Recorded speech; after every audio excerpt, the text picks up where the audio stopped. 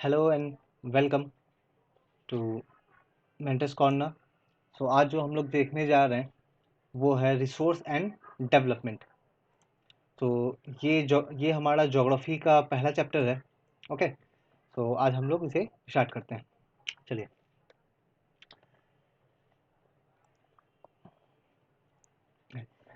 Chapter start करने से पहले सबसे पहले हम लोग ये समझते हैं कि ये रिसोर्स क्या है, रिसोर्स किसे बोलते हैं। तो देखिए, हम लोग अपने आसपास जो जिन चीज़ों को भी देखते हैं, अपने इन्वायरमेंट में हम लोग जिन चीज़ों को भी देखते हैं और जिसे हम लोग अपने डेली लाइफ में यूज़ करते हैं, जो हमारे डेली लाइफ में जो भी छोटे बड़े जो भी नीड्स हैं उनको सेटिस्फाई करता हूँ। ओके, तो वो एक तरह का रिसोर्स है, प्रोवाइडेड। लेकिन कुछ इसमें कंडीशंस हैं। ओके, यहाँ कुछ कंडीशंस हैं कि जो भी हमारे आसपास में जो भी कंपोनेंट एलिमेंट प्रेजेंट हो हमारे इन्वायरमेंट में, वो टेक्नोलॉजिकली एक्सेसिबल होना चाहिए। मैं आपको टर्म समझाऊंगा। यहाँ पे 3 टर्म इंपॉर्टेंट है। टेक्नोलॉजिकली एक्सेसिबल होना चाहिए, इकोनॉमिकली फिजिबल होना चाहिए और कल्चरली एक्सेप्टेबल होना चाहिए। मैं पूरा डेफिनेशन बोलता हूँ। Everything available in our environment which can be used to satisfy our needs provided it is technologically accessible, economically feasible and culturally acceptable can be termed as the resources। अब मतलब समझते हैं। सबसे पहला टर्म समझते हैं हम लोग, टेक्नोलॉजिकली एक्सेसिबल क्या है। देखिए, हमारे जैसे अगर कोई एक रिसोर्स है, कोई कुछ यहाँ पे कुछ सामान है, मैं इसे रिसोर्स तब बोलूँगा जब मेरे पास टेक्नोलॉजी होगा इसे यूज़ करने का। जैसे जैसे जैसे अगर सनलाइट को अगर आप लोग ले, तो सनलाइट को हम लोग जो है वो इलेक्ट्रिकल एनर्जी में कन्वर्ट कर सकते हैं, है ना। सोलर पैनल के थ्रू हम लोग उसे इलेक्ट्रिकल एनर्जी में कन्वर्ट कर सकते हैं। तो यानी कि सनलाइट को हम अपने यूज़ के लिए एक दूसरे फॉर्म एक एनर्जी में कन्वर्ट कर सकते हैं उस सोलर पैनल के थ्रू। दैट मीन्स हमारे पास वो टेक्नोलॉजी है उस सनलाइट को यूज़ करने का। तो वो एक रिसोर्स हो गया। मैं एक और टेक्नोलॉजी का एग्जांपल देता हूँ। जैसे आप सपोज आप देखिए, हमें पता है कि हमारे अर्थ में हमारे जो भी मिनरल्स जो भी यूज़ करते हैं। ओके, मान लीजिए हम लोग जो आयरन यूज़ करते हैं या सिल्वर या गोल्ड, ये सब कहाँ से आता है? ये सब हम लोग माइनिंग करते हैं, है ना। तो हम लोग माइनिंग करते हैं और ये माइनिंग करके ये हम लोग के अर्थ में से माइनिंग करके खुदाई करके क्रस्ट में से हम लोग इसे निकालते हैं। तो क्या हमारे पास उसको निकालने का टेक्नोलॉजी है? आंसर है हाँ, हमारे पास टेक्नोलॉजी है, बड़ी बड़ी मशीनें हैं, हम लोग उसको यूज़ करते हैं। एंड देन उन सब कंपोनेंट को, उन सब मेटल्स को या मिनरल्स को हम लोग वहाँ से निकाल के यूज़ करते हैं। तो उसको यूज़ करने का टेक्नोलॉजी हमारे पास है, तो हम लोग उसे रिसोर्स बोलेंगे। ओके, अब मैं एक दूसरा एग्जांपल बोलता हूँ। जैसे हम सभी को पता है सन में बहुत ज़्यादा हीट है। ओके, वहाँ पे कंटिन्यूसली वहाँ पे जो है वहाँ पे एक न्यूक्लियर ऑपरेशन वहाँ पे एक चल रहा है, जैसे एज रिजल्ट वहाँ पे बहुत ही ज़्यादा हीट है। सो इस हीट को क्या हम लोग वहाँ का जो हीट है, मैं सनलाइट का बात नहीं कर रहा हूँ, वहाँ पे जो हीट प्रेजेंट है क्या उसको हम लोग यूज़ कर सकते हैं वहाँ जाके? नहीं, वहाँ तक हम लोग पहुँच नहीं सकते हैं। दैट मीन्स उसका टेक्नोलॉजी हमारे पास फिलहाल नहीं है। एक दूसरा एग्जाम्पल हम लोग लेते हैं। हमें हमें ये पता है कि जैसे मैं एग्जांपल के तौर पे एक देखो कि जैसे हमारे अर्थ के कोर में, हमारा जो अर्थ है, हमारे अर्थ के सेंटर में हमें पता है वहाँ पे आयरन और निकल मेटल काफ़ी मात्रा में मौजूद है। ओके, वहाँ पे आयरन एंड निकल बहुत ही ज़्यादा मात्रा में काफ़ी अच्छे अमाउंट में प्रेजेंट है। तो क्या हम लोग वहाँ सेंटर से उस मेटल को निकाल सकते हैं? आंसर है नो, हम लोग वहाँ तक माइनिंग नहीं कर सकते हैं उस सेंटर तक। दैट मीन्स वो टेक्नोलॉजिकली एक्सेसिबल नहीं है। तो आप लोग को ये टर्म समझ में आए। दूसरा जो टर्म है वो है इकोनॉमिकली फीजिबल। ये क्या है? अब देखिए, मान लीजिए अगर ये एक कंपोनेंट है। अब यहाँ से जैसे हम लोग क्या एक काम करते हैं कि यहाँ से कुछ मिनरल जो है, यहाँ से कुछ कंपोनेंट हम लोग निकालते हैं। ओके, कुछ कंपोनेंट हम लोग निकालते हैं। अब यहाँ से जो कंपोनेंट हम लोग निकाल रहे हैं, क्या वो इकोनॉमिकली फिजिबल है? क्या वो निकालने में मेरा प्रॉफिट होगा? आंसर है, मुझे ये आंसर देखना होगा। जैसे मैं एग्जांपल के थ्रू में बताता हूँ। हम लोग जो भी आईसी चिप यूज़ करते हैं हमारे इलेक्ट्रॉनिक डिवाइसेस में, जो भी छोटे बड़े जो चिप होते हैं, एसडी कार्ड्स होते हैं, मेमोरी कार्ड होते हैं, उन सब में बहुत ही माइन्यूट लेवल पे, बहुत ही थोड़ा सा, बहुत ही कम अमाउंट में वहाँ पे गोल्ड प्रेजेंट होता है। ओके, सोना प्रेजेंट होता है वहाँ, गोल्ड। लेकिन क्या उस गोल्ड को हम लोग निकाल सकते हैं? आंसर है हाँ, हम लोग वहाँ उससे निकाल सकते हैं। लेकिन फिर क्वेश्चन ये आता है कि वहाँ पे हम लोग उसे निकालेंगे कैसे? क्या टेक्नोलॉजी है? ओके, टेक्नोलॉजी है। नाउ अब अगर हम लोग उसको निकालते हैं तो हमें बहुत सारा मशीन यूज़ करना पड़ेगा, हम लोग बहुत सारे प्रोसेस यूज़ करने पड़ेंगे, और इन सब में क्या होगा? इन सब में पैसा खर्च होगा, मनी जो है वो इन्वॉल्व है यहाँ। दैट मीन्स कि यहाँ पे हम लोगों को मनी रिक्वायर्ड है वहाँ से गोल्ड को निकालने के लिए। अब मान लीजिए एक चिप में से हम लोग 1 ग्राम गोल्ड निकालते हैं। ओके, मान लीजिए हम लोग एक छोटा सा हम लोग एक एसडी कार्ड के अंदर में 1 ग्राम, मैं बस एक एग्जांपल के तौर पे बोल रहा हूँ ये, कि 1 ग्राम वहाँ से गोल्ड निकालते हैं, और उस गोल्ड का कॉस्ट आता है अगर मान लीजिए 100 रुपये, 100 रुपीज़। ओके, हम लोगों ने वहाँ से 1 ग्राम गोल्ड निकाला उस चिप में से, और उसका कॉस्ट आया 100 रुपीज़। नाउ अब हम लोग मार्केट में अगर जब उसको बेचने के लिए जब गए, तो हमें ये पता चला कि 1 ग्राम गोल्ड का जो कॉस्ट है मार्केट में तो 20 रुपये में है। दैट मीन्स मुझे उसको निकालने में 100 रुपये खर्च करना पड़ा, मुझे उसको निकालने में 100 रुपये खर्च करना पड़ा। ओके, लेकिन लेकिन वहाँ जब मैं उसे बेचने के लिए गया तो मार्केट प्राइस उसका 20 रुपये था। दैट मीन्स मैं 80 रुपये, 80 रुपीज़ लॉस करके तो मैं नहीं सेल कर सकता। दैट मीन्स मुझे पता है वहाँ गोल्ड है, लेकिन मैं नहीं निकालूंगा। क्यों? क्योंकि इकोनॉमिकली फिजिबल नहीं है, प्रॉफिटेबल नहीं है, वहाँ से प्रॉफिट नहीं कमा पाएंगे। समझ में आ रहा है? और जो तीसरा टर्म है कल्चरली एक्सेप्टेबल, दैट मीन्स हम लोग जिसे रिसोर्स समझ रहे हैं या फिर जिसको एज ए रिसोर्स यूज करना चाहते हैं, वो हमारे सोसाइटी में, हमारे जहाँ पे हम लोग रहते हैं वहाँ पे वो एक्सेप्टेबल होना चाहिए। अगर आप जिस चीज़ को एज ए रिसोर्स यूज कर रहे हैं, अगर सोसाइटी इसको एक्सेप्ट नहीं कर रहा है या हमारा जो कल्चर है उसे एक्सेप्ट नहीं कर रहा है, तो बाकी लोग जो है वो हमें उसको एज ए रिसोर्स यूज करने नहीं देंगे, है ना? सो दैट मीन्स हम लोग उसे रिसोर्स नहीं मान सकते हैं। तो ये तीनों टर्म आपको क्लियर होने चाहिए। टेक्नोलॉजी एक्सेसिबल, आपके पास टेक्नोलॉजी होना चाहिए उसको यूज़ करने के लिए, उसको एक्सट्रैक्ट करने के लिए। इकोनॉमिकली फिजिबल, दैट मीन्स वो हम लोग रिसोर्स इसको बोलेंगे जिसको यूज़ करने में हमारा प्रॉफिट हो। एंड कल्चरली एक्सेप्टेबल, जिसको हम लोग सोसाइटी जिसे एक्सेप्ट करें।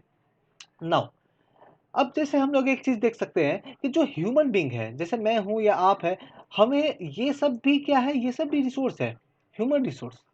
ओके, एक आपके क्लास में, आपके स्कूल में जो टीचर है वो आपका पढ़ाते हैं। ओके, तो वो क्या है? आप वो एक ह्यूमन रिसोर्स है। क्यों? क्योंकि उससे आपको बहुत ही वैल्यूबल इंफॉर्मेशन मिलता है। ओके, तो वो एक ह्यूमन रिसोर्स है। या कोई दूसरा पर्सन जो आपके लिए वर्क कर रहा है वो एक ह्यूमन रिसोर्स है।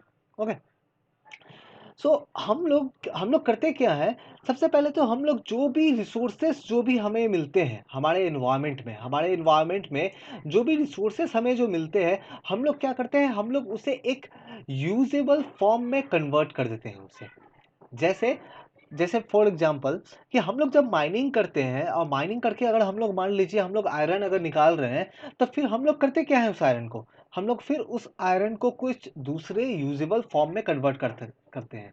जैसे हम लोग उसका कुछ मान लीजिए कार बना लिया, या कुछ मशीन्स बना लिया, या कोई टूल्स बना लिया, फिर उसको एक दूसरा एक फॉर्म देते हैं जिसको हम लोग यूज कर पाए। ओके, और इवन हम human being, we as a human are also resource. Now अब क्वेश्चन ये आता है, ओके ठीक है, हम लोगों ने ये समझा कि हम लोगों ने मान लीजिए माइनिंग किया, माइनिंग करके हम लोगों ने आयरन निकाला, और आयरन को फिर हम लोगों ने कुछ प्रोसेस के थ्रू कुछ मशीन्स में, टूल्स में, कार में, ऐसे कुछ दूसरे यूजेबल फॉर्म में कन्वर्ट कर दिया। अब इसको करने के लिए क्या इंपॉर्टेंट है? हम लोग इसे कैसे, इसको जो आयरन हम लोगों ने निकाला वो तो रॉ था। अब उसको हम लोग जो है उसको कैसे हम लोग उसे जो है यूजुअल फॉर्म में कन्वर्ट करेंगे? इसके लिए हमें क्या चाहिए? हमें चाहिए इसके लिए टेक्नोलॉजी। आप जो आयरन निकालोगे, आप उसको कन्वर्ट करोगे एक कार्ड में या फिर एक दूसरे टूल में, तो आपके पास टेक्नोलॉजी होना चाहिए कि आप उस आयरन को जो है वो दूसरे फॉर्म में कन्वर्ट कर सको। और क्या इंपॉर्टेंट है? Institutions. Institutions in the sense, आपके पास, हमें पता है जैसे SAIL, सेल। ओके, तो ये एक गवर्नमेंट कंपनी है, इंडिया की गवर्नमेंट कंपनी है। या फिर जैसे टाटा स्टील, ये कंपनी ये क्या करती है? ये आयरन को लेकर के उसे दूसरे फॉर्म में, यूजुअल फॉर्म में कन्वर्ट करती है। दैट मीन्स हमें एक इंस्टीट्यूशन चाहिए, हमें एक कंपनी चाहिए, या एक कोई दूसरा एक बॉडी चाहिए जो इन सब काम में अपने आप को इन्वॉल्व करे, इन सब के लिए लोगों को हायर करे, लेबर हायर करे, वो और भी ज़्यादा मशीन जो है वो उसे लेके दैट मीन्स उसको यूजुअल फॉर्म में कन्वर्ट करे। तो इसके लिए हमें क्या चाहिए, कुछ इंस्टीट्यूशंस चाहिए। नाउ ये सब कुछ हम लोग देखते हैं कि ये एक तरह का इंटरडिपेंडेंस रिलेशनशिप है between human being and the nature. क्यों? क्योंकि हमें जो वो रिसोर्स मिल रहा है वो मिल कहाँ से रहा है, वो नेचर से मिल रहा है। हम लोग उसे कहाँ से लेके आ रहे हैं, हम लोग अर्थ में माइनिंग कर रहे हैं, हम लोग अर्थ में खुदाई कर रहे हैं, फिर वहां से वो लेके आ रहा है। दैट मीन्स यहाँ पे कहीं ना कहीं नेचर भी इन्वॉल्व है। ओके, यहाँ पे कहीं ना कहीं नेचर भी इन्वॉल्व है। So human beings interact with the nature, हम लोग नेचर के साथ इंटरेक्ट करते हैं, हम लोग नेचर के साथ इंटरेक्ट करते हैं कैसे? With the help of technology, with the help of technology, या और जो है जो इंस्टीट्यूट्स जो हमने बनाया है, जो कंपनीज बनाई है उसके थ्रू। और फाइनली इन सब के थ्रू होता क्या है, तो हम लोग क्या करते हैं, हम लोग इकोनॉमिक डेवलपमेंट करते हैं। आखिर एट द एंड हमारा मोटिव क्या है, कि अपने आप को डेवलप करना है ना, अपने आप को डेवलप करना, इकोनॉमिक डेवलप करना। ओके, नेक्स्ट स्लाइड में मूव करते हैं। अगर आप लोगों को कोई भी डाउट हो तो आप लोग कमेंट कर सकते हो।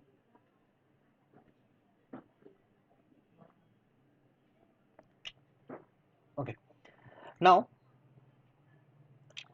अब हम लोग देखते हैं क्लासिफिकेशन ऑफ रिसोर्सेस। अब रिसोर्सेस को क्लासिफाई कैसे करें? ओके, आपको कोई डाउट हो तो आप कमेंट कर सकते हो। तो अब इसको क्लासिफाई करने का यहाँ पे कुछ अलग अलग मेथड है। हम लोग डिटेल में सभी जो चारों यहाँ जो मेथड है, 4 मेथड जो है उसे हम लोग पढ़ेंगे। पहला क्या है? On the basis of origin. इसमें क्या है? Biotic, abiotic. Next on the basis of exhaustibility. Okay, उसमें है रिन्यूएबल, नॉन रिन्यूएबल, मैं इंडिविजुअल एक्सप्लेन करूंगा आपको। नेक्स्ट है on the basis of ownership, individual resource, community resource, national, international.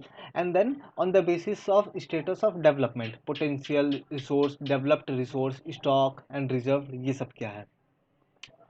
तो सबसे पहले हम लोग सबसे पहला वाला जो पार्ट जो है on the basis of origin, हम लोग इसे इसे समझते हैं हम लोग।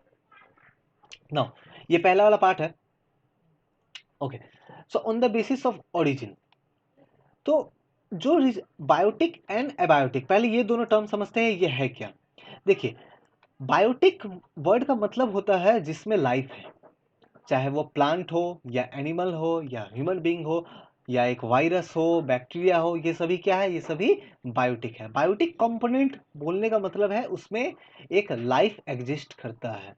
ओके, एंड एबायोटिक कंपोनेंट बोलने का मतलब है कि उसमें लाइफ एग्जिस्ट नहीं करता, जैसे लाइक स्टोन या वाटर, उसमें कोई लाइफ एग्जिस्ट नहीं करता।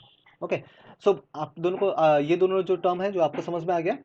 नाउ हम लोग देखते हैं कि रिसोर्स को हम लोग क्लासिफाई कर सकते हैं कि बायोटिक एंड एबायोटिक, मतलब ऐसे रिसोर्स जिसमें एक लाइफ प्रेजेंट है, a form of life present है, वैसे रिसोर्स को हम लोग बायोटिक रिसोर्स बोलेंगे।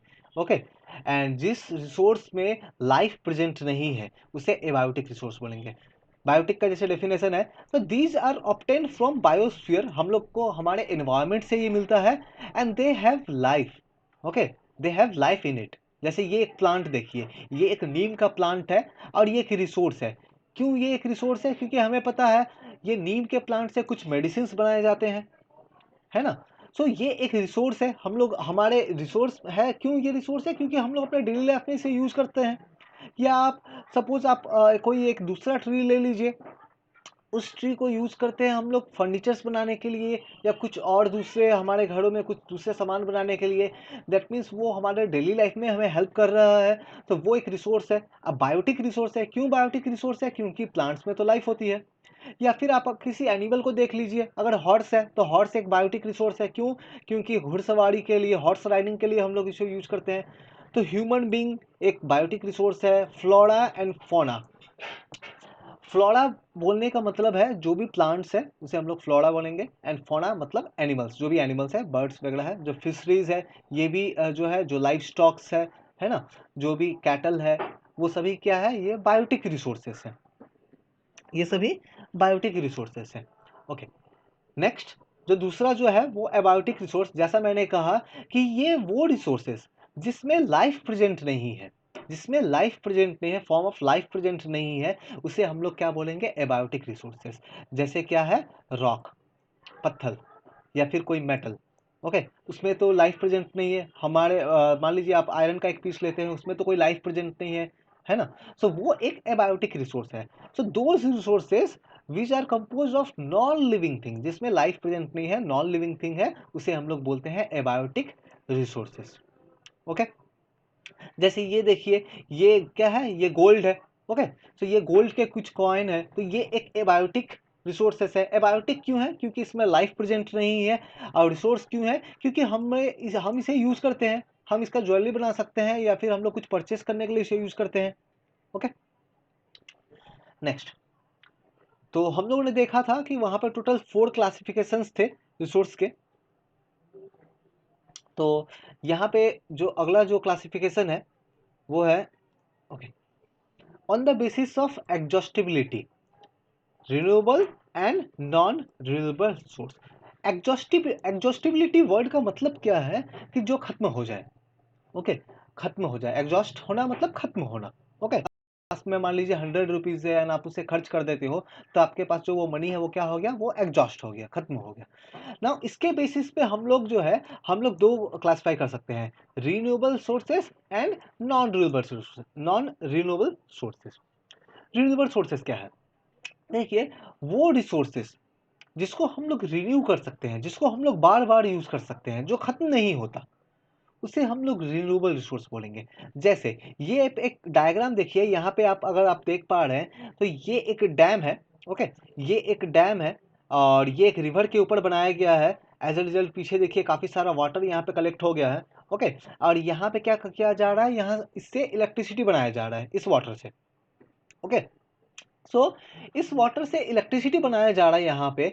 सो जब ये वाटर इलेक्ट्रिसिटी बनाने में यूज हो जाता है, उसके बाद क्या ये वाटर खत्म हो जाता है? क्या फिनिश हो जाता है, एग्जॉस्ट हो जाता है? आंसर है नो। ये वाटर देखिए, ये इलेक्ट्रिसिटी यहाँ पे जो है, वहाँ पे पावर प्लांट है, और इस पावर प्लांट में इलेक्ट्रिसिटी बनाने के बाद में वाटर जो है वो दोबारा देखिए यहाँ पे रिवर में रिलीज कर दिया जा रहा है। दैट मीन्स ये वाटर खत्म नहीं हो रहा है। ओके, तो ये एक रिन्यूएबल रिसोर्सेस है, मतलब वो खत्म नहीं हो रहा है। So the resources which can be renewed, जिसको हम लोग रिन्यू कर सकते हैं, हम लोग बार बार यूज कर सकते हैं, और रिप्रोड्यूस बाय फिजिकल, केमिकल और mechanical process, are known as renewable और रिप्लेनिशेबल रिसोर्सेज।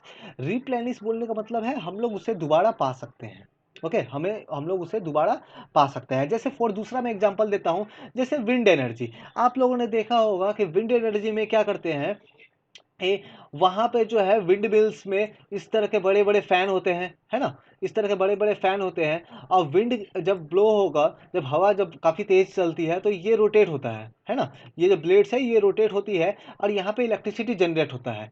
तो इलेक्ट्रिसिटी क्यों जनरेट हो रहा है? क्योंकि ये विंड, यहाँ पे हवा जो चल रही है इस कारण से, क्योंकि विंड ब्लो हो रहा है। अब ये बताइए, ये विंड ब्लो होने के बाद में, हवा चलने के बाद में, क्या वो हवा खत्म हो जाता है? आंसर है नो, हवा तो वो प्रेजेंट रहता है, तो वो तो खत्म नहीं होता। तो वो एक रिन्यूएबल रिसोर्सेस है। ओके, तो ये कभी खत्म नहीं होती, ये इनफाइनाइट है। ओके, लाइक दूसरा एक एग्जांपल, जैसे सनलाइट। सनलाइट भी क्या है? एक रिन्यूएबल रिसोर्स है। क्यों? क्योंकि ये खत्म नहीं होती है। नाउ जो दूसरा कैटेगरी जो है वो है नॉन रिन्यूएबल रिसोर्स। नाउ अब ये वो रिसोर्सेस है जो खत्म हो जाएंगे। जैसे यहाँ पे आप देख सकते हैं पेट्रोल। आप गाड़ी में, आप अपने व्हीकल में, बाइक में आप पेट्रोल डालते हो, आप कुछ दिन उसे चलाते हो, एंड देन वो फिर आपको दोबारा पेट्रोल पंप पे पेट्रोल डालना पड़ता है। क्यों? क्योंकि आपने पहले जो पेट्रोल डाला था वो अब एग्जॉस्ट हो गया, वो खत्म हो गया है। ओके, सो ये पेट्रोल जो है ये क्या है? ये एक नॉन रिन्यूएबल रिसोर्सेस। ये मतलब आप एक बार इसे यूज करते हो, एंड देन ये क्या होता है? ये खत्म हो जाता है। या एक दूसरा एग्जांपल, जैसे कोयला। अगर आप कोल को भी अगर आप देखो, तो कोल को भी हम लोग क्या करते हैं? हम लोग उसे यूज करते हैं, हम लोग उसे बर्न करते हैं इंडस्ट्री में, हमारे घरों में। हम लोग उसे खाना बनाने के लिए, या इंडस्ट्री में इलेक्ट्रिसिटी जनरेट करने के लिए हम लोग उसे यूज करते हैं। एंड देन वो बर्न होने के बाद में फिर दोबारा हम लोग उस कोयले को या दोबारा उस कोल को यूज नहीं कर सकते हैं, और वो यूज हो चुका है। ओके, सो नॉन रिन्यूएबल वो रिसोर्सेस है जिसको हम लोग जो है एक बार अगर यूज कर लेते हैं, तो फिर उसको दोबारा यूज नहीं कर सकते हैं। और ये जो है, इसका ये काफी एक फाइनाइट अमाउंट में है, ये बहुत ही इनफाइनाइट अमाउंट में नहीं है। जैसे यहाँ पे फॉर एग्जांपल, जैसे विंड, पूरे अर्थ में हवा कितना है, एयर कितना है? तो ये बहुत है, इनफाइनाइट अमाउंट में है। हम लोग इस पे मेजर करके नहीं बोल सकते हैं कि 5 लीटर और 10 लीटर और 50 लीटर है ना, या फिर टोटल सनलाइट कितना है, हम लोग इसे मेजर नहीं कर सकते, ये इनफाइनाइट अमाउंट है। लेकिन पेट्रोल, कोल या इस तरह का दूसरा जो रिसोर्सेस है, हम लोग इसे मेजर कर सकते हैं। जैसे कुछ रिपोर्ट्स वगैरह है जिसमें ये बोला जाता है कि आने वाले कुछ टाइम के बाद में क्या होगा, ये जो पेट्रोल, ये जो रिसोर्सेस है, ये खत्म हो जाएंगी। ओके। और एक चीज और यहाँ पे ध्यान रखिए, ये नॉन रिन्यूएबल रिसोर्सेस को रिप्लेनिश होने में काफी टाइम लगता है। मतलब क्या है, जैसे हम लोग ये देखते हैं कि ये पेट्रोल, जैसे मान लीजिए कोल है। ओके, कोल है तो ये कोल आया कहाँ से, कोल आया कहाँ से, तो जो भी प्लांट्स वगैरह जो है वो मिट्टी के अंदर दब गए, एंड देन लाखों साल में वो जो है वो प्रेशर एंड हीट के कारण वो जो वही जो प्लांट्स वगैरह जो थे वो कोल में कन्वर्ट हो गए। जो जो भी पेड़ पौधे जो मिट्टी के अंदर दब गए थे वो कोल में कन्वर्ट हो गए। और ये होने में उनको समय कितना लगा, तो लाखों साल लगा। ये 2-4 साल, 1-2 साल की बात नहीं है, ये लाखों साल लगा। तो आप एक चीज़, आप इस चीज़ को ऐसे देखिए कि अगर ये एक बार अब अगर खत्म हो जाता है, तो फिर उसके बाद दोबारा से कोल बनने में कितना समय लगेगा, तो लाखों साल लगेगा। उस समय तक ऑफ कोर्स हम लोग तो नहीं रहेंगे। एक रिपोर्ट है, इस रिपोर्ट के अकॉर्डिंग आप अगर आप देखते हैं तो एक मैं आपको एक रिपोर्ट आपको दिखाता हूँ। तो ओके, ये एक रिपोर्ट है, यूके की एक ऑर्गेनाइजेशन है, उनके द्वारा सर्वे किया गया था। तो इस रिपोर्ट में अगर आप ज़रा देखें तो यहाँ पे इस ग्राफ को आप ज़रा अगर आप देखें तो यहाँ पे अगर आप देख पा रहे हैं तो ऑयल जो है, जो पेट्रोल डीजल वगैरह जो है, वो अप्रॉक्स 2050 तक ये जो है ये एग्जॉस्ट हो जाएंगे, उसके बाद और ये नहीं रहेगा। यानी कि 2050 या 2055 के बाद में हमें जो है पेट्रोल डीजल और नहीं मिलेंगी, वो अर्थ में वो नहीं रहेंगी। फिर इसी तरह अगर जो भी गैस वगैरह जो भी है, जो भी नेचुरल गैस हम लोग कुकिंग के लिए या व्हीकल को रन करने के लिए यूज करते हैं, वो भी अप्रॉक्स 2060 तक वो एग्जॉस्ट हो जाएगा, खत्म हो जाएगा। और कोल जो है वो लगभग लगभग 2090 तक वो भी एग्जॉस्ट हो जाएगा। ओके, दैट मीन्स ये जो है ये एक लिमिटेड अमाउंट में है, आने वाले कुछ साल, 20 साल या 50 साल में ये जो है ये खत्म होने वाले हैं। ओके।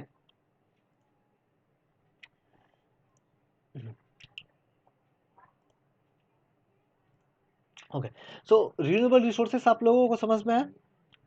नेक्स्ट आते हैं, ये थर्ड कैटेगरी, थर्ड क्लासिफिकेशन है। So now on the basis of ownership. Ownership बोलने का मतलब ये है, ओनरशिप वर्ड का मतलब ये है कि ये किससे बिलोंग करता है, उस पर राइट किसका है। तो इसमें क्लासिफिकेशन है individual, community, national and international. तो पहले इंडिविजुअल समझते हैं। इंडिविजुअल रिसोर्सेस वो रिसोर्सेस है जिस पे किसी एक पर्टिकुलर पर्सन का राइट होता है। ओके, जिस पे एक पर्टिकुलर पर्सन का राइट होता है, जिसको एक पर्टिकुलर पर्सन ने खरीदा है। ओके, जैसे ये यहाँ पे एक फार्मर है, और यहाँ पे ये आप देखें तो यहाँ पे ये एक लैंड के ऊपर में यहाँ पे ये कुछ काम कर रहा है। तो ये लैंड जो है वो इसका है, तो ये क्या है, ये इसका एक प्राइवेट रिसोर्स है, इसका इंडिविजुअल रिसोर्स है। जैसे आपके पास में जो मोबाइल जो है या लैपटॉप जो है वो आपका है ना। तो वो आपका है, उसे आप अपने हिसाब से आप यूज करते हो, तो वो क्या है, वो एक इंडिविजुअल रिसोर्सेस है। ओके, वो एक इंडिविजुअल रिसोर्सेस है। दूसरा यहाँ पे जो कैटेगरी जो है वो है कम्युनिटी रिसोर्स। कम्युनिटी रिसोर्स क्या है, so these are the resources which are accessible to all the member of community. ये वो रिसोर्स है जिसको कम्युनिटी के सभी मेंबर एक्सेस कर पाएंगे, कम्युनिटी के सभी मेंबर इसको यूज कर पाएंगे। ओके, जैसे फॉर एग्जांपल यहाँ पे ब्यूरियल ग्राउंड है या पब्लिक पार्क है, पिकनिक स्पॉट है। जैसे एक पार्क है, जैसे मान लीजिए, जैसे आप ये देख पा रहे हैं यहाँ एक पार्क है। इस पार्क में यहाँ पे वहाँ के शहर के जो निवासी है, वहाँ के शहर के जो रहने वाले हैं या आसपास के जो लोग हैं, वो लोग आके इस तरह से बैठते हैं। तो ये बेसिकली ये पार्क आखिर है किसका, ये सभी लोगों का है। या एक टेम्पल, एक मंदिर, वो किसका है, तो रिलीजन वालों।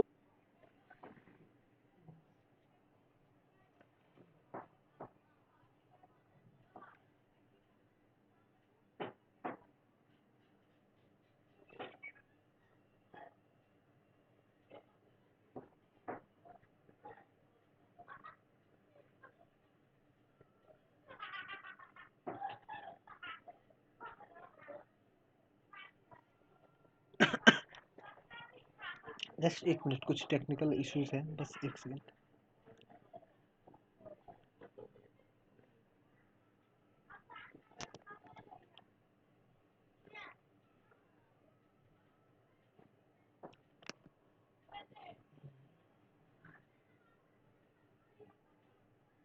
ओके, सो कुछ टेक्निकल रीजन की वजह से कुछ प्रॉब्लम्स आ गई थी। ओके, सो हम लोग दोबारा स्टार्ट करते हैं। तो ये कम्युनिटी,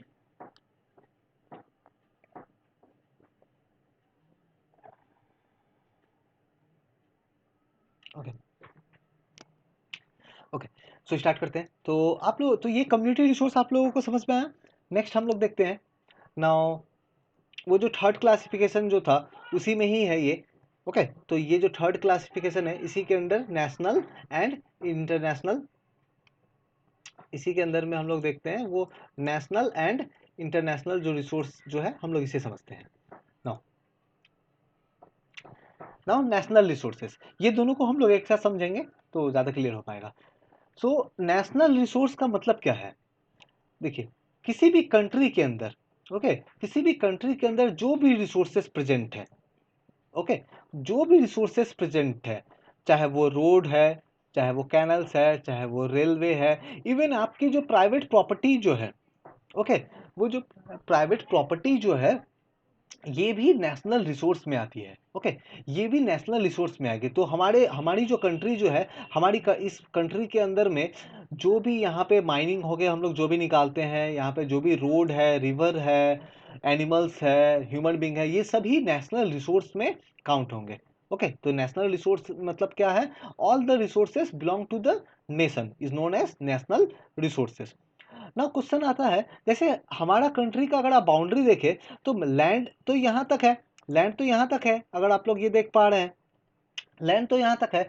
तो यहाँ हमारे कंट्री में जो उसके बाद में ये लैंड में अगर मान लीजिए, जैसे ये लैंड में मान लीजिए इस जगह पे माइनिंग होकर यहाँ पे कोल निकाला गया, अगर कोयल वहाँ पे या गोल्ड अगर निकालते हैं माइनिंग करके, तो वो गोल्ड किसका होगा? कौन से कंट्री का होगा? ऑफ कोर्स इंडिया का होगा, क्योंकि ये इंडिया की जमीन से ये निकाला गया है।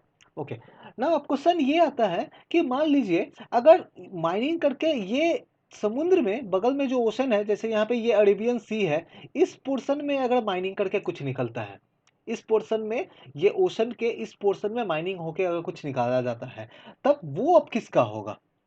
ये तो ओशन में से निकाल रहे हैं, तो वो अब किसका होगा? क्या वो हमारे कंट्री का होगा या किसी दूसरे कंट्री का होगा या किसी का भी नहीं? सो आंसर ये है, हमारे कंट्री का जो लैंड बाउंड्री है वहां से अगर आप 12 नॉटिकल माइल, 12 नॉटिकल माइल मतलब किलोमीटर में अगर आप देखते हैं तो अप्रोक्स 22 किलोमीटर, सो अप्रोक्स 22 किलोमीटर तक, अप्रोक्स 22 किलोमीटर तक अगर आप देखते हैं, सो वहाँ उस रीजन में जो भी यहाँ से हमारा ये जो लैंड बाउंड्री है, यहाँ से 22 किलोमीटर तक का जो ये रीजन जो है, यहाँ अगर इधर में कुछ भी मिलता है, अगर इधर में कुछ भी मिलता है तो ये हमारा कंट्री का ही होगा। ओके, ये हमारा कंट्री का ही होगा। सो दैट मीन्स जो भी mineral, water resources, forest, wild life या कुछ भी दूसरे रिसोर्सेस मिलते हैं हमारे जो लैंड बाउंड्री है वहाँ पे, और उसके बाद वो लैंड बाउंड्री से टोटल अप्रॉक्स 22 किलोमीटर तक, तो वहाँ तक अगर कुछ भी मिलता है तो वो हमारा कंट्री का ही रिसोर्स होगा, ना कि किसी दूसरे कंट्री का। ओके, और ये जो 22 किलोमीटर वाला जो रीजन है, यहाँ पे तो ओशन का वाटर है, तो इसे हम लोग बोलते हैं territorial water. Okay, territorial water. So अब क्वेश्चन ये आता है कि अब 22 किलोमीटर के बाद अगर कुछ मिलता है, 22 किलोमीटर के अंदर में अगर यहाँ पे जैसे कुछ मिलता है, तो ये तो ऑफकोर्स हमारे कंट्री का होगा क्योंकि ये 22 किलोमीटर के अंदर है। लेकिन मान लीजिए अगर इसके बाहर होता है तब उसका क्या होगा? तो इसके लिए एक टर्म है, हम लोग समझते हैं। एक टर्म है, वो है exclusive economic zone. Exclusive economic zone, ये क्या है? ये हमारे कंट्री के किसी, इवन किसी भी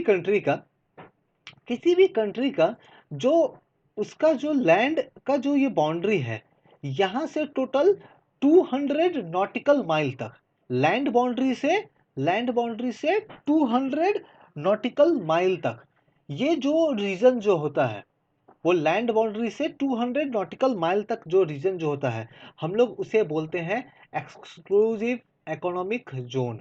एक्सक्लूसिव इकोनॉमिक जोन कहाँ तक है ये 200 नॉटिकल माइल तक है। ओके, और यहाँ पे भी जो रिसोर्सेस मिलते हैं वो भी उस पर्टिकुलर कंट्री का ही होगा।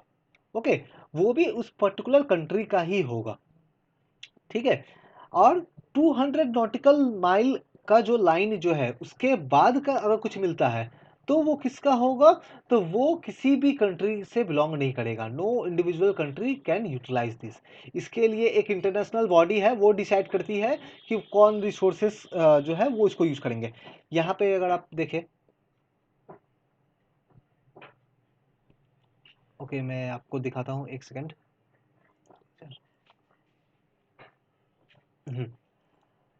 अगर आप देख पा रहे हैं तो यहाँ पे अगर देख पा रहे हैं तो यहाँ पे एक लाइन है, यहाँ पे अगर आप देख पा रहे हैं तो ये एक लाइन इस तरह से ड्रॉ किया हुआ है। ये जो लाइन जो है, ये लाइन है एक्सक्लूसिव इकोनॉमिक जोन का लाइन जो होता है वो है। ये कितना दूर है, ये लैंड बाउंड्री से 200 नॉटिकल माइल डिस्टेंस में है। 200 नॉटिकल माइल डिस्टेंस पे है। तो ये जो लाइन आप जो देख पा रहे हैं, इसके अंदर अगर कुछ भी मिलता है तो वो हमारे कंट्री का होगा और इसे बोलते हैं एक्सक्लूसिव इकोनॉमिक जोन। अब इस लाइन के बाहर अगर मान लीजिए यहाँ पे कुछ मिला तो ये तो हमारे एक्सक्लूसिव इकोनॉमिक जोन में नहीं है। तो ये किसका होगा, तो ये किसी भी कंट्री का नहीं है, इस पे किसी भी कंट्री का राइट नहीं है। तो इसको डिस्ट्रीब्यूट कैसे करेंगे, तो इसके लिए एक इंटरनेशनल ऑर्गेनाइजेशन है, वो आपस में डिस्ट्रीब्यूट करती है इसे। वो डिसाइड करती है कि कौन कौन से कंट्री इसको कैसे डिस्ट्रीब्यूट करेंगे। ओके, नेक्स्ट देखते हैं हम लोग। नाउ नेक्स्ट कम्स, ये फोर्थ कैटेगरी है।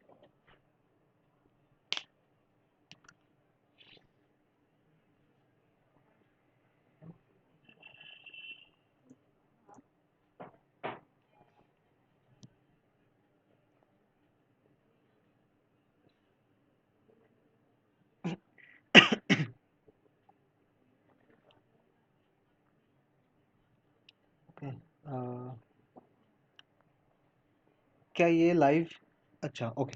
सो कुछ टेक्निकल रीजन की वजह से ये डिस्टर्ब हो रहा है, मैं ये आई होप ये दोबारा ना हो। ओके, सो स्टार्ट करते हैं हम लोग।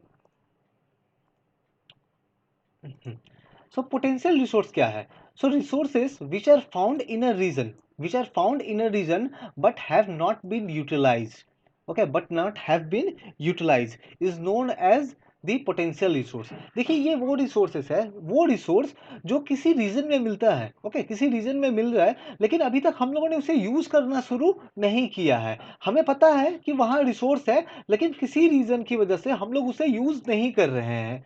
ओके, तो वैसे रिसोर्स को हम लोग बोलेंगे पोटेंशियल रिसोर्स, वैसे रिसोर्स को हम लोग बोलेंगे पोटेंशियल रिसोर्स। जैसे फॉर एग्जांपल आपको पता होगा कुछ स्टूडेंट्स जो है वो काफ़ी सारे बुक्स खरीद लेते हैं एग्जाम से पहले, कि एक ही सब्जेक्ट के ऊपर वो 5 different different company and writer के वो बुक जो है वो परचेज कर लेते हैं, लेकिन वो उनके बुक सेल्फ में ही पड़ा रहता है, वो लोग उसे पढ़ते नहीं है। दैट मीन्स वो ऑफकोर्स वो रिसोर्स है लेकिन वो पोटेंशियल रिसोर्स है। क्यों, क्योंकि वो उसे यूज़ नहीं कर रहा है।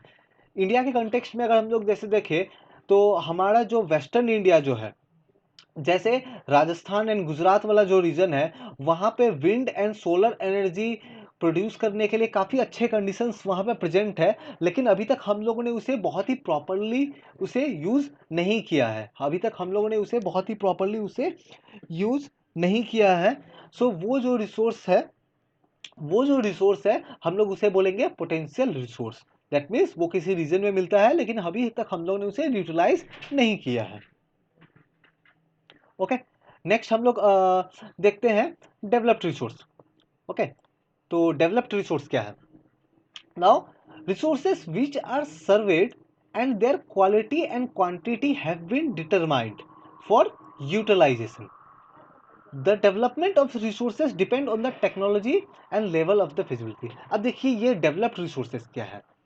अब जैसे आपको मान लीजिए, मैं एक एग्जांपल के तौर पे बताता हूँ कि अगेन मान लीजिए वेस्ट बंगाल के एक रीजन में दार्जिलिंग डिस्ट्रिक्ट में, ओके, मैं वेस्ट बंगाल के दार्जिलिंग डिस्ट्रिक्ट से बिलोंग करता हूँ, तो मैं एक एग्जांपल ले रहा हूँ कि मान लीजिए दार्जिलिंग डिस्ट्रिक्ट पे ये एक सर्वे किया गया कि दार्जिलिंग डिस्ट्रिक्ट में काफ़ी ज़्यादा गोल्ड है। ओके, काफ़ी ज़्यादा वहाँ दार्जिलिंग डिस्ट्रिक्ट में हम काफ़ी ज़्यादा गोल्ड प्रेजेंट है। तो क्या होगा, एक सर्वे की टीम आएगी गवर्नमेंट की, वो लोग सर्वे करेंगे कि यहाँ पे कितना गोल्ड है। ओके, तो वो लोग एक क्वांटिटी एस्टिमेट करेंगे कि ओके कितने टन गोल्ड है ना। हाल फिलहाल एक न्यूज़ भी आया हुआ था यूपी में गोल्ड मिलने का, देन वो कुछ फॉल्स न्यूज़ फाइनली आउटकम था उसका। सो मान लीजिए वही दार्जिलिंग डिस्ट्रिक्ट में, यहाँ पे मैं मानता हूँ कि यहाँ पे काफ़ी ज़्यादा गोल्ड प्रेजेंट है। तो एक गवर्नमेंट की टीम आएगी, वो लोग सर्वे करेंगे। ओके, वो लोग पता करेंगे कि कितने रीजन में गोल्ड है, कितना गोल्ड है, उसको अगर उसको क्या निकालना पॉसिबल है कि नहीं है। सो दैट मीन्स वो लोग आके एक सर्वे करेंगे, वो लोग देखेंगे उसको यूज़ कर सकते हैं कि नहीं यूज़ कर सकते हैं। तो वैसे रिसोर्स को बोलेंगे डेवलप्ड रिसोर्स। ओके, वैसे रिसोर्स को बोलेंगे डेवलप्ड रिसोर्स। दैट मीन्स उसके लिए अब उस रिसोर्स को हम लोग यूज़ निकाल पाएंगे कि ये नहीं निकाल पाएंगे, या फिर उस रिसोर्स को हम लोग यूज़ कर पाएंगे कि नहीं यूज़ कर पाएंगे, ये डिपेंड करेगा कि टेक्नोलॉजी पे, कि हमारे पास वो टेक्नोलॉजी अवेलेबल है कि नहीं है कि उस रिसोर्स को हम लोग निकाल पाए। अगर टेक्नोलॉजी अवेलेबल है तब ऑफकोर्स हम लोग उसे निकालेंगे, अगर टेक्नोलॉजी नहीं है तो हम लोग उसे निकाल नहीं पाएंगे। टेक्नोलॉजी के साथ में हम लोग एक दूसरा चीज़ भी, हम लोग दूसरा जो कंडीशन है वो भी चेक करेंगे, वो है feasibility, economic feasibility. That means क्या उस रिसोर्स को निकाल के प्रॉफिट है, क्या अगर हम लोग उस रिसोर्स को निकालते हैं तो क्या हम लोग उसको सेल करके काफ़ी प्रॉफिट कमा सकते हैं। अगर हाँ, तभी हम लोग उस रिसोर्स को निकालेंगे, अदरवाइज हम लोग उसे नहीं निकालेंगे या उसको हम लोग एक्सप्लोर नहीं करेंगे। ओके ओके, सो लास्ट जो यहाँ पे जो दूसरा अब जो है हम लोग जो देखेंगे अब दूसरा, वो है स्टॉक एंड रिजर्व। तो ये क्या है समझते हैं। Now material in the environment which have potential to satisfy human need, but human being do not have the appropriate technology, to access these what। जैसे एक एग्जांपल आप देखें। हाँ ओके ओके, सो मैं ओके देखते हैं। So material in the environment being have the potential to satisfy human need, but human being do not have appropriate technology. ये एक एग्जाम्पल से समझते हैं, आपको प्रॉपर्ली समझ में आएगा। जैसे हम वाटर का फॉर्मूला क्या है, वाटर का जो फॉर्मूला जो है वो क्या है, वो है H2O। H2O। अब इस H2O में अगर आप इस H को देखें, ये H क्या है, हाइड्रोजन। और हाइड्रोजन एक इनफ्लेमेबल गैस है। दैट मीन्स ये बहुत ही ज्वलनशील गैस है, इनफ्लेमेबल गैस है, मतलब बहुत जल्दी आग पकड़ता है। जैसे हम लोग अपने हमारे घर में एलपीजी यूज़ करते हैं, है ना, हमारे घरों में जो सिलेंडर जो आता है गैस सिलेंडर, उसमें एलपीजी गैस होता है, लिक्विफाइड पेट्रोलियम गैस। अब वो बहुत जल्दी आग पकड़ता है, दैट मीन्स वो एक इनफ्लेमेबल गैस है। वैसे ही हाइड्रोजन भी एक इनफ्लेमेबल गैस है। तो हम लोग एलपीजी के बदले हम लोग क्या हाइड्रोजन यूज कर सकते हैं अपने घरों के सिलेंडर में? आंसर है नो। ऑफ कोर्स हाइड्रोजन एक इनफ्लेमेबल गैस है, लेकिन हमारे पास फिलहाल वो टेक्नोलॉजी नहीं है कि जिस टेक्नोलॉजी के थ्रू हम लोग उस हाइड्रोजन को यूज कर पाए। और आपको इन्फॉर्मेशन के लिए मैं बताऊं कि वर्ल्ड में काफ़ी सारे जो साइंटिस्ट जो है वो एक ऐसे इंजन बनाने के लिए उस पर वर्क कर रहे हैं, जो इंजन जो है वो वाटर से चलेगा। हाँ सही सुना आपने, वो पानी से, वाटर से चलेगा। वाटर में एक्चुअली जो हाइड्रोजन जो है वो एक इनफ्लेमेबल गैस है। अब वो इंजन जो है वो हाइड्रोजन बर्न होगा एंड देन वो चलेगा। अभी ये रिसर्च चल रहा है, अभी तक डेवलप नहीं हुआ है, पर रिसर्च चल रहा है। आई होप फ्यूचर में ये डेवलप्ड हो जाए। तो उसे हम लोग बोलेंगे स्टॉक। सो स्टॉक समझ में आपको कि ये हमारे नीड्स को सेटिस्फाई कर सकता है। हमारे जैसे एक एनर्जी हमारा एक नीड है, हमें ज़्यादा से ज़्यादा एनर्जी चाहिए, इलेक्ट्रिकल एनर्जी चाहिए, हीट एनर्जी चाहिए, हमें ज़्यादा से ज़्यादा एनर्जी चाहिए। और ये हाइड्रोजन एनर्जी सप्लाई कर सकता है, लेकिन प्रॉब्लम ये है मेरे पास, हमारे पास अभी वो टेक्नोलॉजी नहीं है। तो हम लोग उसे बोलेंगे स्टॉक। और रिजर्व क्या है? सो रिजर्व जो है ये स्टॉक के अंदर ही आता है। जैसे आप स्टॉक देखिए, स्टॉक ये पूरा है, अब उसके अंदर ही रिजर्व आता है ना, स्टॉक के अंदर ही रिजर्व आता है। और रिजर्व जो है इसको यूज करने के लिए हमारे पास टेक्नोलॉजी है। जैसे आप देख सकते हैं, जैसे पेट्रोलियम जो है, हमारे पास क्या पेट्रोलियम में से पेट्रोल या डीजल को अलग करने का टेक्नोलॉजी है? आंसर है हाँ, हम लोग उसे यूज करते हैं। सो वो हो गया एक रिजर्व। तो reserve is a subset of stock. Stock बड़ा है, उसके अंदर रिजर्व आता है। ओके। और रिजर्व को यूज करने के लिए, रिजर्व जो वो रिसोर्सेस जिसको यूज करने के लिए हमारे पास फिलहाल टेक्नोलॉजी है, हम लोग उसे बोलेंगे रिजर्व। जैसे हमारे पास, जैसे पेट्रोल, कहीं से पेट्रोलियम अगर हमें पता चलता है कि गुजरात के कहीं कोस्टल एरिया में मान लीजिए पेट्रोल मिल रहा है, पता चलता है सर्वे करके कि वहाँ पेट्रोल है, तो हमारे पास फिलहाल टेक्नोलॉजी है, हम लोग उस पेट्रोल को, पेट्रोलियम को वहाँ से निकाल सकते हैं, क्रूड ऑयल को वहाँ से निकाल सकते हैं। तो हम लोग उसे बोलेंगे रिजर्व। ओके, नेक्स्ट टॉपिक पे आते हैं। तो ये 4 क्लासिफिकेशन था रिसोर्सेज के। Now development of the resources. तो अभी तक हम लोगों ने ये समझा कि ओके, रिसोर्स बहुत ही जरूरी है, हम लोग उसे डिफरेंट डिफरेंट वे में हम लोगों ने उसे क्लासिफाई। अब रिसोर्स का डेवलपमेंट बहुत ही जरूरी है, और इसमें जो सबसे इंपॉर्टेंट है वो क्या है कि इनडिस्क्रिमिनेट यूज ऑफ जो रिसोर्सेज जो हो रहा है, इसे हमें रोकना होगा।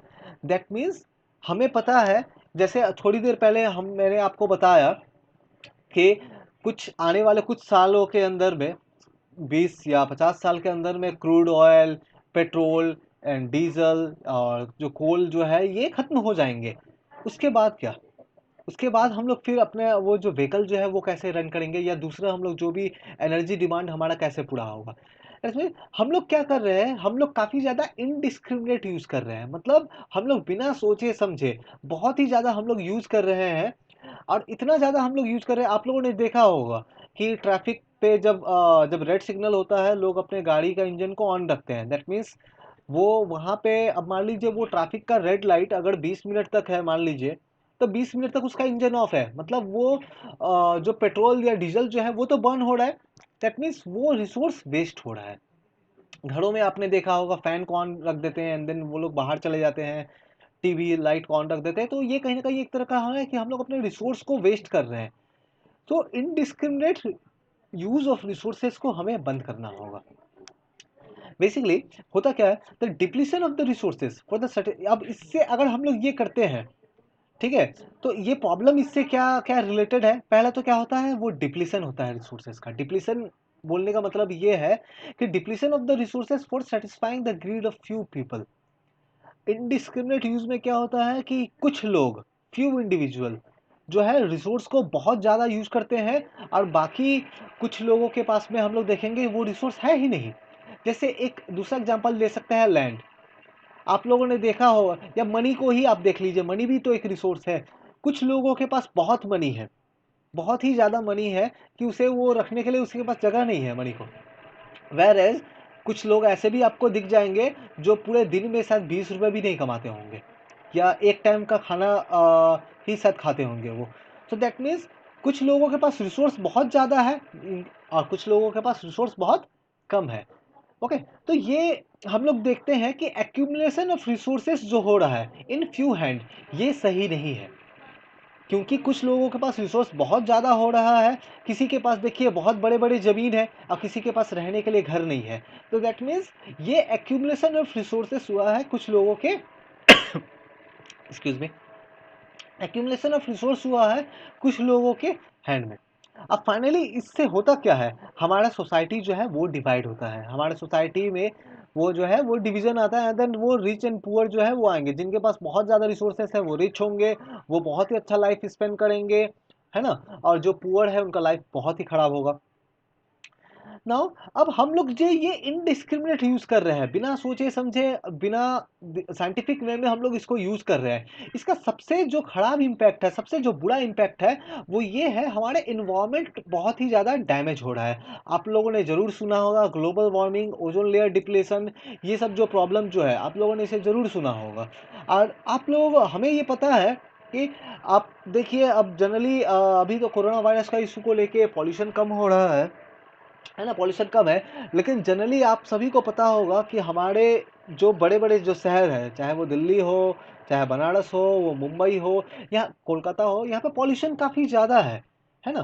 तो ये सब क्यों हो रहा है? क्योंकि हम लोग जो रिसोर्सेस को हम लोग बिना सोचे समझे अनसाइंटिफिक वे में हम लोग उसे यूज कर रहे हैं। आप लोगों ने ग्लोबल वार्मिंग सुना होगा कि हम लोग का अर्थ का temperature day by day increase हो रहा है। अल्टीमेटली क्यों हो रहा है? क्योंकि हम लोग रिसोर्सेस को प्रॉपरली यूज नहीं कर रहे हैं। देन पॉल्यूशन, जैसा मैंने आपको बताया, लैंड डिग्रेडेशन हो रहा है। लैंड डिग्रेडेशन बोलने का मतलब ये है कि धीरे धीरे जो डिजर्ट का एरिया जो है वो धीरे धीरे बढ़ रहा है, वो लैंड का जो फर्टिलिटी जो है वो कम हो रहा है। मान लीजिए ये एक लैंड का पीस है और यहाँ पे इस मान लीजिए एक इस आज इस साल में आपने मान लीजिए 100 kg अपने हम लोगों को जो वीट ग्रो होता है, मान लीजिए 100 kg हम लोग वीट ग्रो करते हैं इस लैंड से। ओके, इस लैंड से नेक्स्ट ईयर 100 नहीं हो पा रहा है, 80, उसके बाद 60। दैट मीन्स धीरे धीरे इसका फर्टिलिटी कम हो रहा है। और ये सब क्यों हो रहा है? क्योंकि हम लोग रिसोर्स को प्रॉपरली यूज नहीं कर रहे हैं।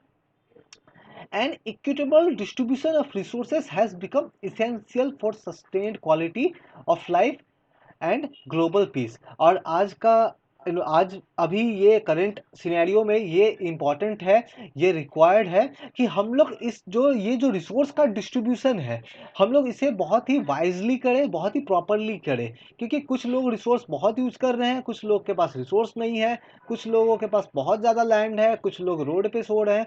तो ये कहीं ना कहीं ये गलत है। ओके, सो हमें चाहिए कि हम लोग इसे प्रॉपरली यूज करें। आप लोगों को कोई अगर डाउट है तो आप लोग कमेंट कर सकते हो। नाउ बहुत ही इंपॉर्टेंट, जनरली यहाँ से क्वेश्चन पूछे ही जाते हैं। ओके, सो अगला जो टॉपिक देखते हैं हम लोग वो है sustainable development agenda 21। Okay, now sustainable development क्या है? उससे पहले हम लोग डेवलपमेंट वर्ड पे थोड़ा सा बात करते हैं। ओके, डेवलपमेंट क्या है? आप मान लीजिए एक गांव में रहते हैं, एक विलेज में रहते हैं, और आपके विलेज में मान लीजिए इस साल एक नया स्कूल बनाया गया। ओके, तो ये क्या है? ये एक डेवलपमेंट है। आपके गांव में, आपके विलेज में एक न्यू हॉस्पिटल बनाया गया, ये एक डेवलपमेंट है। मान लीजिए आपके सिटी में पहले मेट्रो नहीं थी, अब मेट्रो चल रही है, ये एक डेवलपमेंट है।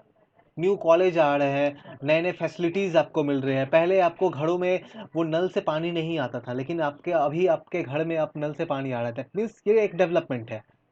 ओके, स्कूल बन रहे हैं, कॉलेज बन रहे हैं, तो ये एक डेवलपमेंट है और ये रिक्वायर्ड है। ये ऑफ कोर्स ये रिक्वायर्ड है। लेकिन अब सस्टेनेबल डेवलपमेंट क्या है हम लोग ये समझते हैं। ओके, आपका मान लीजिए जो डेवलपमेंट का एग्जांपल मैं लेता हूँ कि मान लीजिए अभी आपका मंथली इनकम मान लीजिए 10,000 पर मंथ है।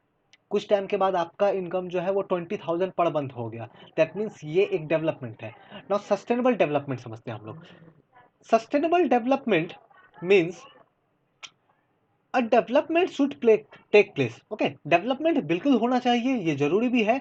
लेकिन सस्टेनेबल डेवलपमेंट में एक कॉन्सेप्ट ऐड हो जाता है, वो है कि without damaging the environment and development in the present should not compromise the need of the future generation. इसका मतलब क्या है समझते हैं। मान लीजिए आपके शहर में एक फॉरेस्ट था, उस फॉरेस्ट को कट करके वहां पे एक बहुत ही बड़ा एक मॉल बना दिया गया या एक कॉलेज बनाया गया। तो वो क्या है? वो एक डेवलपमेंट है। क्योंकि आपके शहर में एक नया कॉलेज आ रहा है, वो एक डेवलपमेंट है। लेकिन ये सस्टेनेबल डेवलपमेंट नहीं है। क्यों? क्योंकि यहाँ पे हम लोगों ने क्या किया, हम लोगों ने फॉरेस्ट को कट करके वो कॉलेज बनाया, वहां पे हम लोगों ने हमारे इन्वायरमेंट को डैमेज किया। तो ये सस्टेनेबल डेवलपमेंट नहीं है, ये डेवलपमेंट है। सस्टेनेबल डेवलपमेंट कैसे होता? अगर हम लोग उस कॉलेज को, उस फॉरेस्ट को कट किए बिना हम लोग कहीं और बनाते। और अगर मान लीजिए अगर उस फॉरेस्ट को कट करना ही होता तो उस फॉरेस्ट के प्लेस पे कहीं दूसरे प्लेस पे एक नया फॉरेस्ट हम लोग वहां पे हम लोग लगाते, एक नया जंगल वहां पे उगाते। तो ये एक सस्टेनेबल डेवलपमेंट है।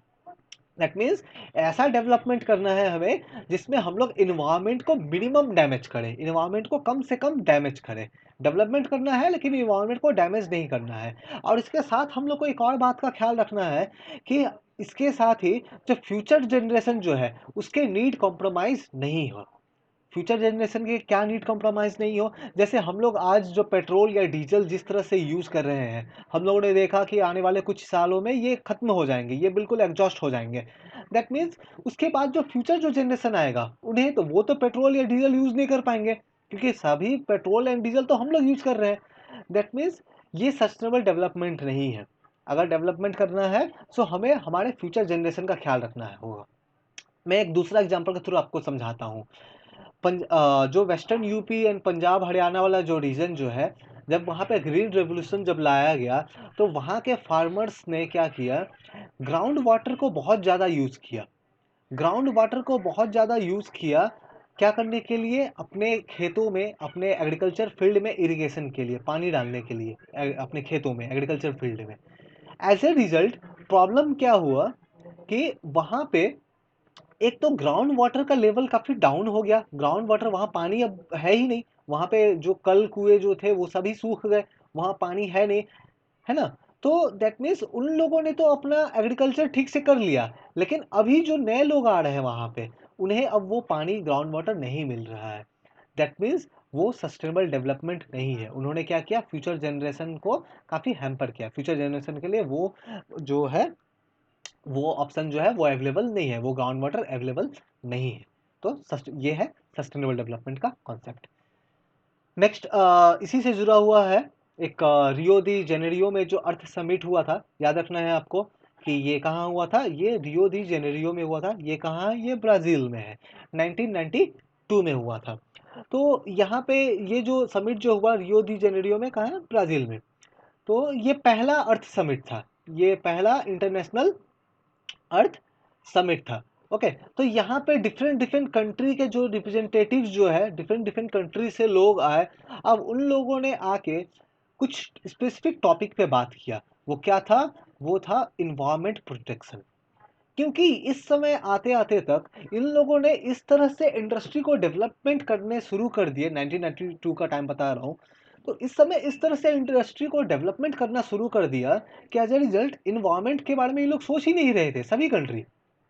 इन्हें फिर बाद में ज़रूरत महसूस हुई कि इन्वायरमेंट के बारे में भी सोचना होगा। एज ए रिजल्ट यहाँ ये लोग आते हैं और ये लोग ये इन चीज़ों पे बात करते हैं कि जो भी प्रॉब्लम जो है इन्वायरमेंट से रिलेटेड, इसे कैसे हम लोग सॉल्व करें, इन्वायरमेंट को कैसे बचाया जाए, कैसे सोशो इकोनॉमिक डेवलपमेंट किया जाए, कैसे सस्टेनेबल डेवलपमेंट किया जाए।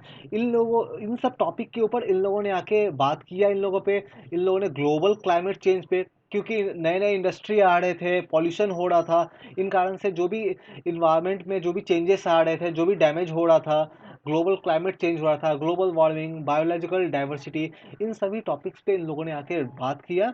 एंड फाइनली इन लोगों ने इन लोगों ने कुछ जो है, कुछ रूल्स एंड रेगुलेशंस बनाए, कुछ उसे हम लोग बेसिकली बोलते हैं एजेंडा 21। इन लोगों ने कुछ एजेंडा सेट किए कि हमें कुछ ऐसे काम करने होंगे, कुछ काम करने होंगे। टोटल 21 जो एजेंडास थे उस समय, ठीक है।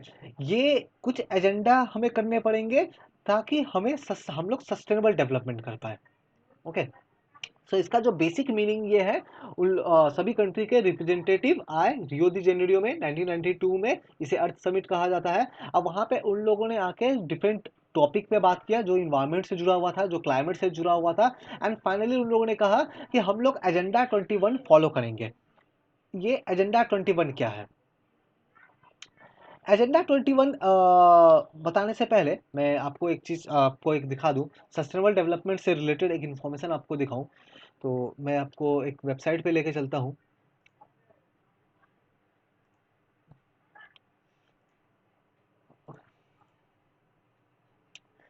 सस्टेनेबल डेवलपमेंट से रिलेटेड जो यूनाइटेड जो नेशन जो है, ये रिपोर्ट निकालती है। ये अभी फिलहाल मैं वेबसाइट पे हूँ, ये एक यूएन का, यूनाइटेड नेशन का एक वेबसाइट है, सस्टेनेबल डेवलपमेंट रिपोर्ट है। ये 2019 का रिपोर्ट है।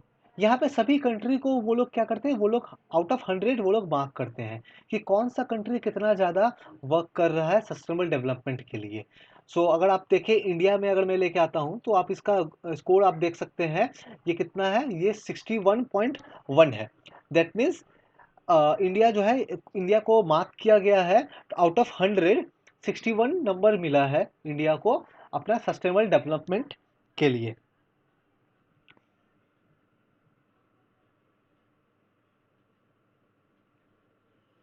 किसान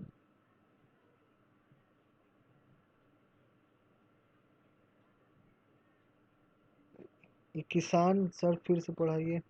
ये किसान आप अपना जो डाउट है उसे प्रॉपरली अगर आप लिख पाए तो मैं उसे मैं उसे डील कर पाऊँ। कौन सा टॉपिक पे इशू हो रहा है आप उसे बताइए, मैं उससे वीडियो के एंड में उसे मैं डील करता हूँ। ओके। तो ये अगर आप देखें तो सस्टेनेबल डेवलपमेंट में इंडिया का जो ये जो स्कोर है आउट ऑफ 100, इंडिया को कितना स्कोर मिला है? 61। अगर आउट ऑफ 100 है ये। पाकिस्तान का हम लोग देखते हैं 55। ओके। नेक्स्ट जैसे यूएस का अगर आप देखें तो 74। मैं आपको रैंकिंग दिखाता हूँ कि कौन से कंट्री काफ़ी अच्छा काम कर रहे हैं इस सस्टेनेबल डेवलपमेंट के मैटर में। तो अगर हम लोग देखते हैं तो ये रैंकिंग आप जरा देखें। जिसे देखिए Denmark. Denmark out of 100 85 score है इसका। दैट मीन्स ये रैंक 1 में है।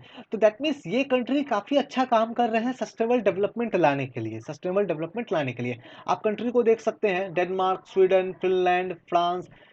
ओके। तो ये सब कंट्री काफ़ी अच्छा काम कर रहे हैं। शुरू में ये लोग देखे इसका रैंक 1 है, ये रैंक 2, रैंक 3, रैंक 4। ओके। तो ये सब कुछ कंट्रीज हैं। तो हमें और हमारा अगर आप रैंक देखना चाहें कंट्री, हमारे कंट्री का, तो मैं आपको दिखाता हूँ। इंडिया का अगर आप रैंक देखें तो इंडिया का रैंक है 115, 115। दैट मीन्स हम लोग काफ़ी पीछे हैं। हम लोग काफ़ी पीछे हैं सस्टेनेबल डेवलपमेंट के मैटर में। हम लोग काफ़ी पीछे हैं। हमें और भी कहीं कहीं ज़्यादा वर्क करना होगा। और ये तो इंडिया का रैंक था। पूरे ग्लोबल, पूरे वर्ल्ड में इंडिया का जो ये रैंक था, अगर स्टेट वाइज भी अगर हम लोग देखें तो स्टेट वाइज में आपको एक डेटा दिखाता हूँ। ये नीति आयोग की वेबसाइट है। तो स्टेट वाइज अगर आप देखते हैं कि कौन सा स्टेट कितने अच्छे तरह से डेवलपमेंट कर रहा है, तो आप देखें टॉप में कौन है? Kerala, then Himachal Pradesh, then Andhra Pradesh. Okay. सो केरला का अगर आप स्कोर देखें तो 60 आउट ऑफ 100 69 है।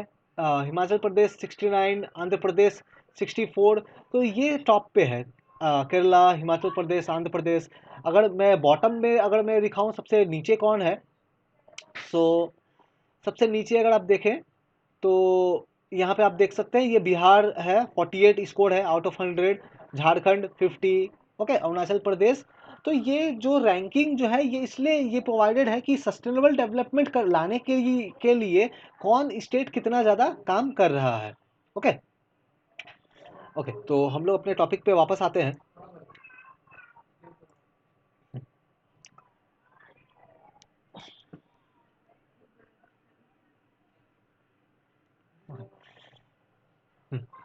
सो ये तो एजेंडा 21। सो एजेंडा 21 फाइनली क्या है? तो जैसा मैंने आपको बताया कि 1992 में यूनाइटेड 1992 में जो भी वर्ल्ड लीडर्स थे वो मिलते हैं रियो दी जेनेरियो पे। वो लोग डिसाइड करते हैं कि हमें कुछ काम करने होंगे। टोटल मतलब 21 काम, एजेंडा 21 टारगेट सेट करते हैं वो लोग कि हम ये 21 टारगेट को अचीव करेंगे। क्यों? ताकि हम लोग सस्टेनेबल डेवलपमेंट ला सके। ओके। तो इसको डिक्लेयर किसने किया? ये एजेंडा 21 जो है इसको डिक्लेयर किसने किया? तो यूएनसीईडी। पूरा नाम क्या है? तो United nation conference on environment and development. Okay. United nation conference on environment and development. जैसे मैंने बताया रियो दी जेनेरियो ब्राजील में हुआ था। सो एजेंडा 21 का एम क्या है? So it aims at achieving global sustainable development. आखिर ये क्यों किया जा रहा है? ताकि पूरे वर्ल्ड में क्या हो? सस्टेनेबल डेवलपमेंट हो। डेवलपमेंट नहीं, सस्टेनेबल डेवलपमेंट हो। और इस सस्टेनेबल डेवलपमेंट का मतलब क्या है कि हम लोग ऐसे डेवलपमेंट करेंगे जिसमें इन्वायरमेंट डैमेज कम से कम हो, पॉवर्टी बिल्कुल नहीं हो, डिजीजेस वगैरह नहीं हो। ओके। और भी डिफरेंट डिफरेंट हम लोग म्यूचुअल नीड जो है एक दूसरे रिस्पॉन्सिबिलिटी शेयर करें। यहाँ पे फिलहाल अगर मैं आपको एक लिस्ट में आपको फिर से मैं दिखाता हूँ। ओके। अच्छा लिस्ट दिखा। अच्छा ये आप ये एक बार ये देख लीजिए कि याद रखना है एक चीज। ये जो एजेंडा 21 जो है, जो टोटल 21 टारगेट जो है, अब इसको इम्प्लीमेंट कौन करेगा? टारगेट तो ओके सेट हो गया। अब ये टारगेट के लिए काम कौन करेगा? तो वो काम करेगा लोकल गवर्नमेंट। लोकल गवर्नमेंट किसे बोलते हैं? आपके गांव में जो पंचायत होती है या आपके शहरों में जो म्यूनसिपैलिटीज जो होती है उसे लोकल गवर्नमेंट बोलते हैं। सो लोकल गवर्नमेंट डिसाइड करेगी कि क्या उनका एजेंडा 21 क्या है, क्या कौन सा 21 टारगेट को वो काम करना चाहती है। और ये जो एजेंडाज है, मैं इस एजेंडा को आपको मैं दिखाता हूँ। वो जो टारगेट है, कौन कौन से टारगेट है, मैं आपको एक बार के लिए दिखाता हूँ कुछ टारगेट।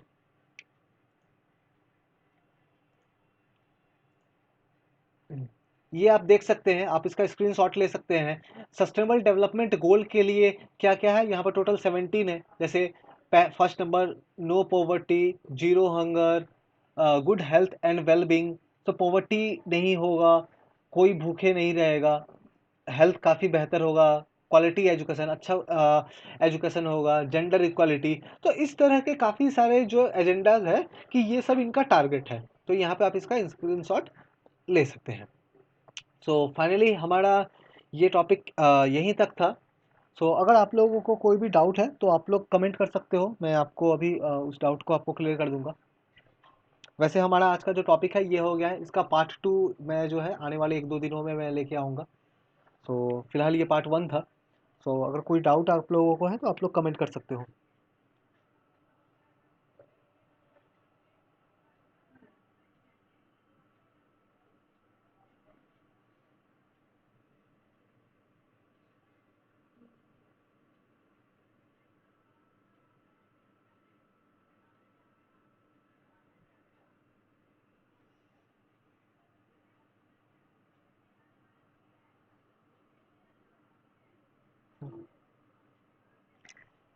वैसे अगर एग्ज़ाम वाइज मैं आप लोगों को अगर मैं बताऊँ कौन कौन से क्वेश्चन जो है जनरली वो आते हैं।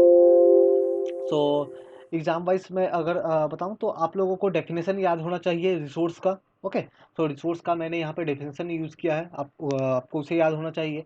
ओके, नाउ जो क्लासिफिकेशन है जनरली एग्ज़ाम में पूछा ही जाता है। जनरली एग्ज़ाम में किसी ना किसी एक का डेफिनेशन बायोटिक या biotic with example, renewable, non renewable, individual. So आपको इसका जो है डेफिनेशन याद होना चाहिए विथ एग्जाम्पल। जनरली एग्जाम में पूछा जाता सकता है, आप पिछले ईयर का क्वेश्चन देख सकते हैं। दूसरा जो है आपसे पूछा जाता है और ओके, ये पूछा जाता है कि हमें जो है रिसोर्सेज को बहुत वाइजली क्यों यूज़ करना चाहिए, रिसोर्सेज को बहुत ही प्रॉपर्ली क्यों यूज़ करना चाहिए। अगर हम लोग इसे यूज़ प्रॉपर्ली नहीं करेंगे तो क्या होगा, तो जैसे हम लोग देखा एक्यूमुलेशन इन फ्यू हैंड, जल्दी से ख़त्म हो जाएंगे। ओके, ग्लोबल वार्मिंग, ये सब प्रॉब्लम फेस करेंगे अगर हम लोग उसे प्रॉपर्ली यूज़ नहीं करते हैं। तो ये क्वेश्चन आता है, what are the disadvantage of indiscriminate use of resource, ये क्वेश्चन पूछा जाता है जनरली। ओके, सस्टेनेबल डेवलपमेंट बहुत ही ज़्यादा इंपॉर्टेंट, बहुत ही इंपॉर्टेंट। ओके, आप लोग स्टार कर लो इसे, सस्टेनेबल डेवलपमेंट और एजेंडा 21 जनरली पूछते हैं ये। सो आज यही तक था। सो नेक्स्ट क्लास में हम लोग इसका पार्ट 2 देखेंगे। Okay, thank you. तो कोई अगर आप लोगों का डाउट है या सजेशन है तो आप लोग इसमें कमेंट कर सकते हो, मैं उसे बाद में आपको बिल्कुल बताऊंगा। Okay, thank you.